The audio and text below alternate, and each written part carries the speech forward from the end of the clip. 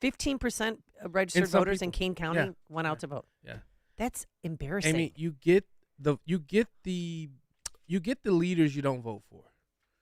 I mean, you don't vote for. You don't want to go out and vote. You deserve whoever you get. You deserve it.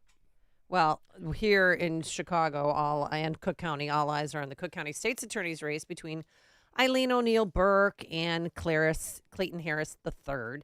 Dan and I have a bet because I said, I think when all the mail-in ballots are counted, I think that he's going to win. Yeah, well, but they're both holding on for dear. Like, no one's conceding yet. We have to make sure all the votes are counted. We have to make sure, and we will make sure, that every voice is counted and every voice is heard. And Clayton Harris, as you can see here, put out an email saying, by now you've heard the news that our race is very tight right now, too close to call. We're within 9,500 votes, but I think now it's more like 8,000. And the margin between us has been consistently shrinking. I wanted just to take a moment to say thank you. We'll keep you updated as we know more. We're going to make sure every single vote is counted and that your voices are heard. Eileen O'Neill Burke tweeting out, we're still waiting for votes to be counted, but rest assured that our team is monitoring the process closely, and we are optimistic. I'm hopeful and grateful to each and every one of my supporters, yada, yada. Thank you is not enough. Ooh. So, but it could be fraught with danger. I mean, I think mail-in ballots, I don't know if it's going to swing the Cook County State's race. It can. It possibly can. Well, I mean, it's starting the to election. count the votes, the mail-in ballots. Yeah. They're starting to count them today. Yeah. In Chicago. Those should be the first things counted, in my opinion. Right. Well, with more on that, let's welcome back to the program. It has been a long time. This guy is the best in the business, and he's out of Chicago at the worst time possible. Yeah. We need him now more than ever. Jim Allen, former communications director with the Chicago Board of Elections for 14 years. He's now in charge of the Board of Elections for Delaware County, Pennsylvania, which is a suburb of Philadelphia. Good morning, Mr. Allen. How are you? Good morning, Amy. Great.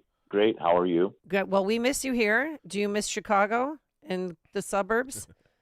Well, I definitely miss, parts of it. It's where I grew up in Mundelein.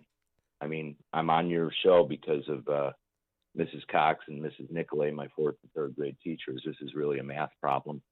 And thankfully at Lincoln School in Mundelein, Illinois, they taught us math. Well, what is the math going to say? How is this?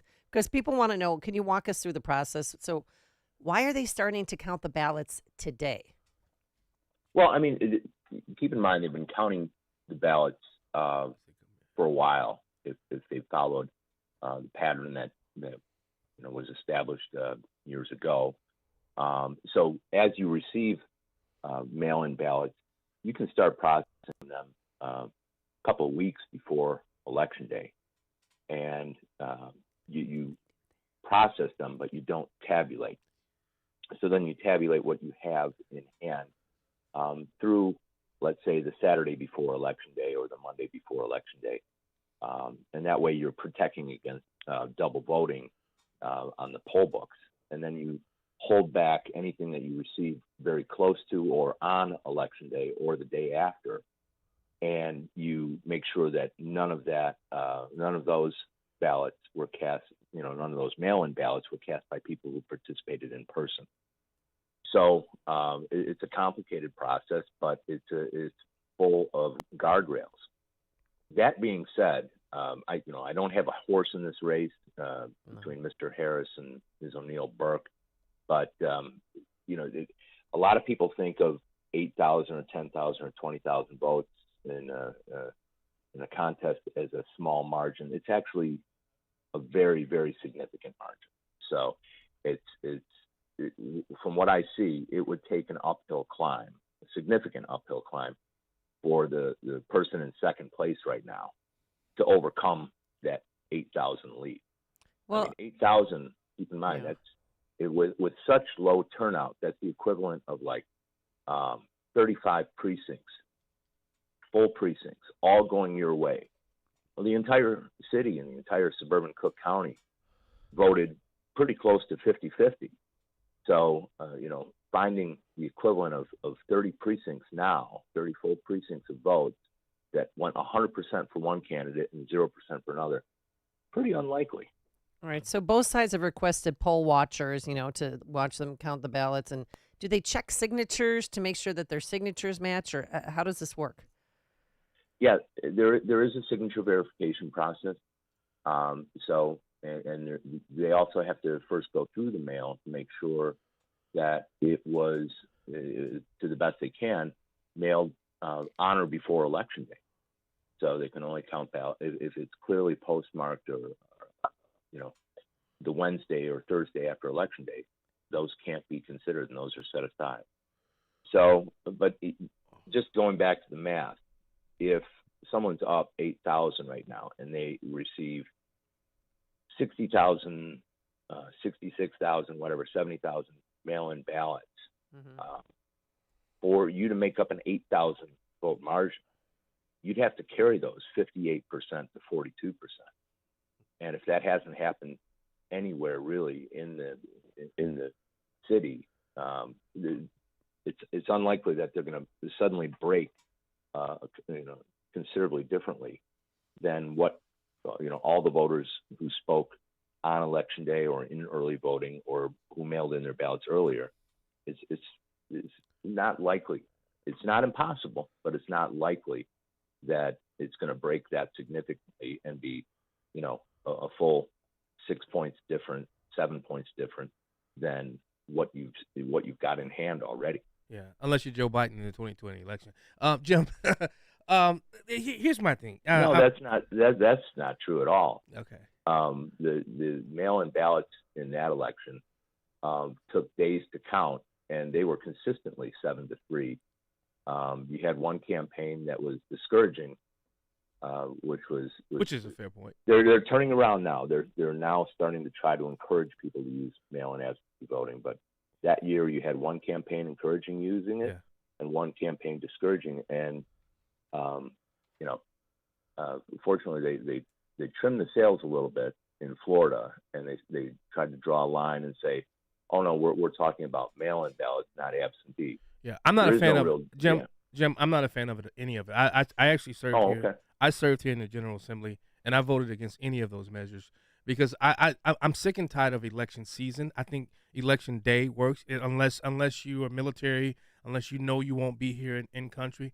I think it opens it up to the door of fraud. We're seeing all these people now being convicted from some type of voter fraud. Remember, it was, as they say, it's not enough voter fraud, but it happens. Look, I'm from Chicago. I used to work at the Board of Elections way back when I was Did young. you go out and campaign? Or yeah, I was. Or were you a committeeman or? No, I was part of the Daily Machine. My father was a precinct committeeman, a precinct captain in the 21st Ward, 53rd Precinct.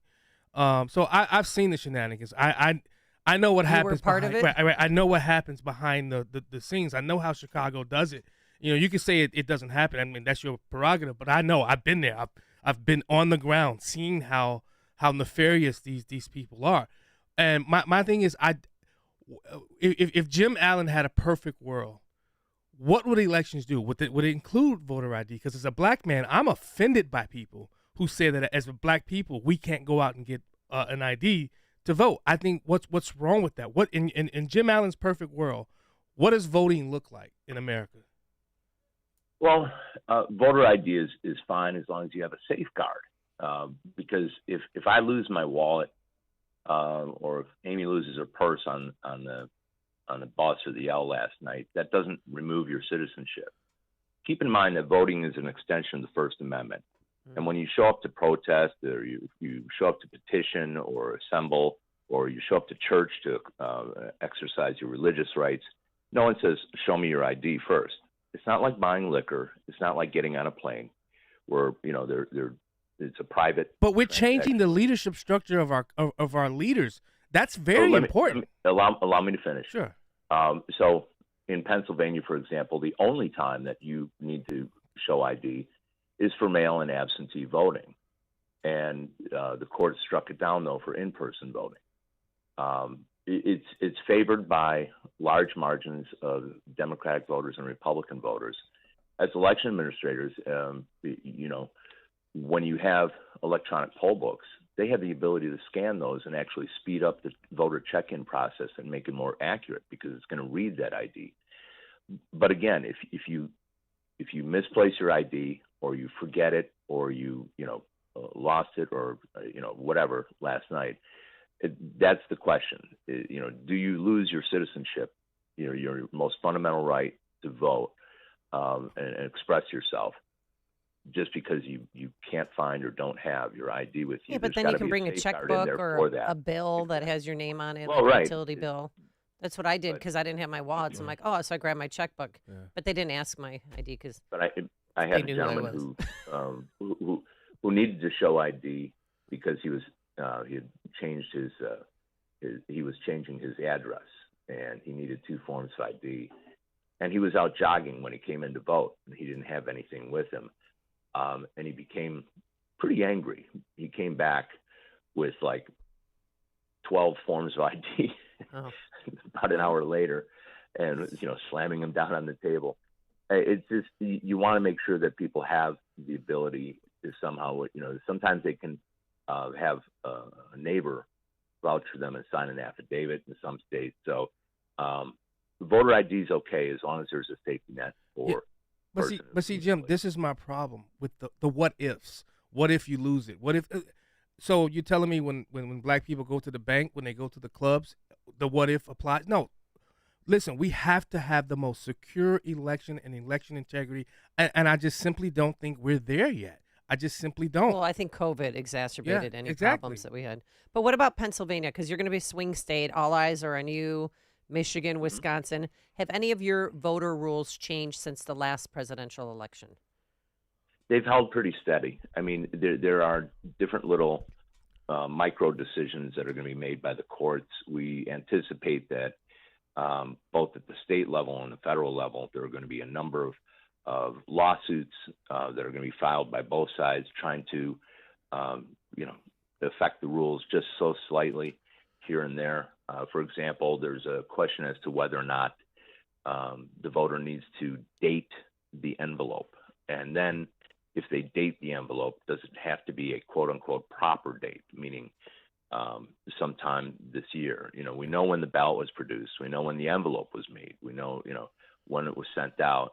And the courts have gone back and forth as to whether or not the envelope actually needs to be dated. When you vote in person, you don't need to date the book that you sign.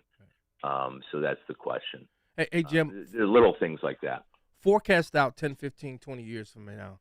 What's the future of voting? Is it online? What do you think the future of voting will be in the next 15 to 20 years? I don't see it being online. There are far greater minds than mine who've studied that at places like MIT and who've come away.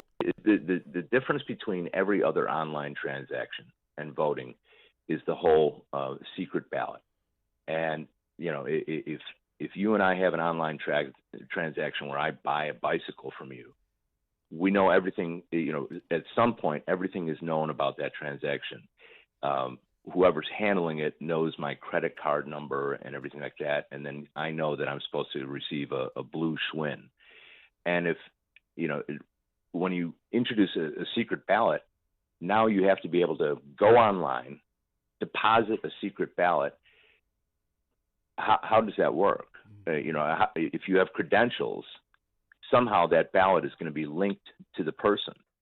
And if it's not linked and someone hijacks your credentials, are they able to steal your vote and then deposit it, and then there's no unscrambling the egg? They're doing that now, though. I'm sorry.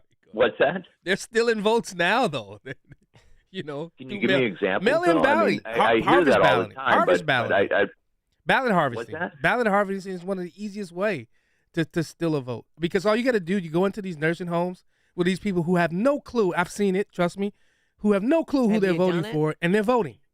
Okay. They're Typically voting. Nursing home voting involves, for that reason, involves someone from the Republican Party and the Democratic Party. Yeah, they don't let Republicans in most of participating these together. places. They don't. Okay. I've run campaigns. They don't let Republicans into a lot of these places. Listen. We got to stop What making year was excuses. right, but what year was this when This was the Great last. decade. I ran Alicia Benford's campaign for state representative. The last presidential campaign. I mean, previous campaigns, 2022 campaigns. We got to stop making excuses for this election season and go back to voting just election day. And those who need, all that, do it.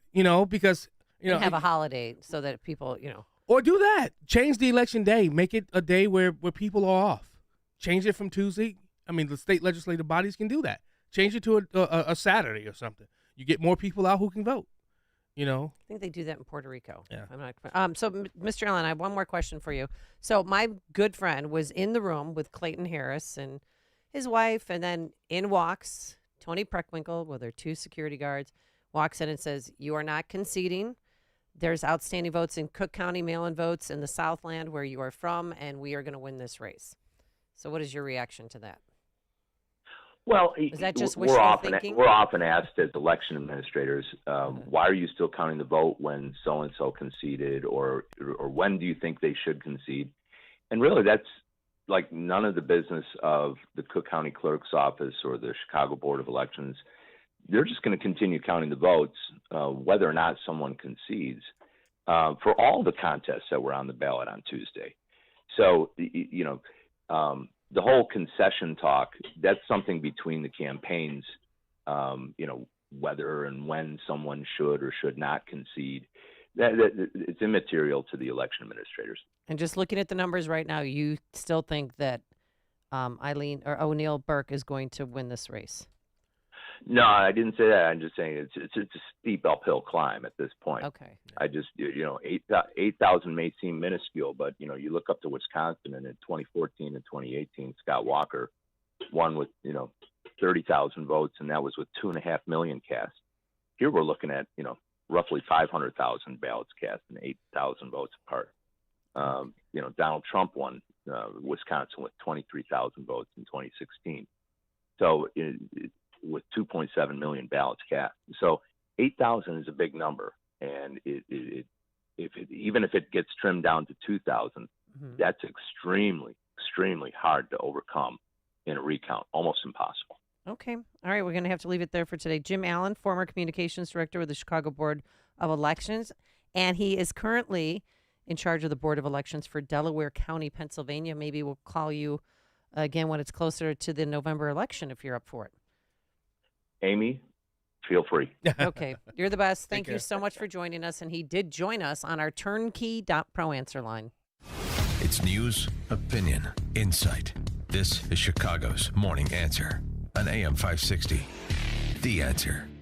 Signature Bank is Chicago's fastest growing independently owned business bank. It's a bank where relationships still matter. Signature Bank knows your name and your story. I'm Dan